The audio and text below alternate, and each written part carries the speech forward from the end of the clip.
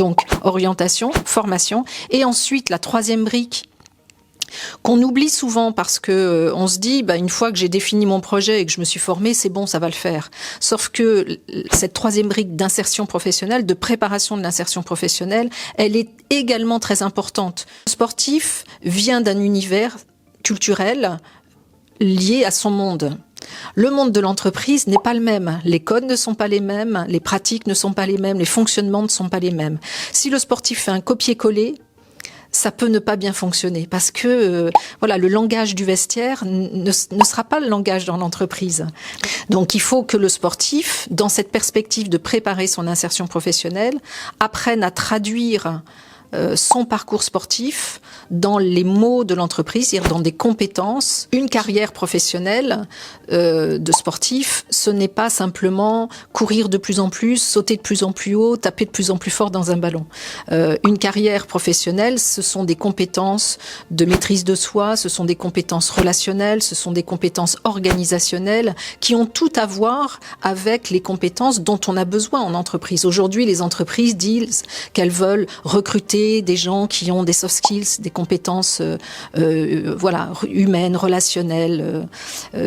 Et le vécu d'un sportif, il y a toute la partie technique, mais dans chaque geste sportif, il y a un sens, il y a une intention. C'est comprendre l'environnement dans lequel on est, identifier les opportunités qu'il y a dans cet environnement, c'est identifier les coéquipiers qui sont le mieux placés, qui sont le mieux disponibles psychologiquement, c'est observer l'adversaire avec lui ses failles, et c'est prendre une décision en une fraction de seconde.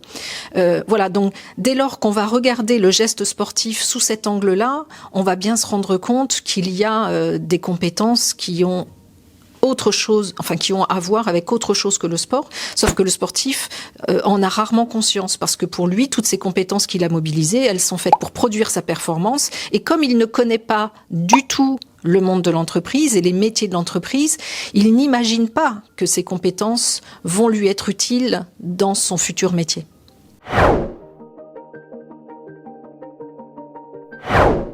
De plus en plus, on a des ressources qui viennent accompagner le sportif dans toutes ses réflexions.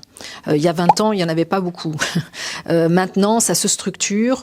On a de plus en plus de programmes ou de structures qui offrent un accompagnement au sportif pour lui permettre justement de définir son projet, de se rendre compte qu'il a des compétences qu'il peut mobiliser dans un après-carrière, qui lui permettent de découvrir le monde de l'entreprise. On a des écoles, des formations qui se mettent dans des organisations pédagogiques qui permettent aux sportifs de faire des études en même temps qu'il fait son sport. Donc il y a beaucoup de choses qui se mettent en place, heureusement. On en a encore beaucoup à faire, mais les choses ont quand même largement progressé. Et aujourd'hui, le sportif, s'il recherche des ressources pour l'aider dans ces réflexions-là, il va les trouver. Il faut qu'il les cherche.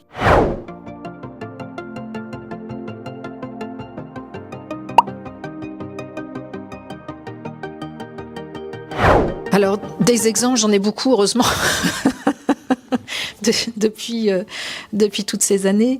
Alors, on pourrait dire qu'est-ce que c'est qu'un parcours qui va aider un sportif à bien vivre et à réussir, entre guillemets, son après. Réussir, je dirais, c'est bien le vivre et c'est retomber sur ses pieds dans une vie qui lui convient et dans laquelle il s'épanouit et dans laquelle il est capable de réinvestir toutes les qualités, toutes les compétences qui ont fait de lui un champion dans sa vie d'avant. Pour moi, réussir sa reconversion, c'est ça, c'est être à nouveau épanoui et être dans une dynamique qui lui correspond.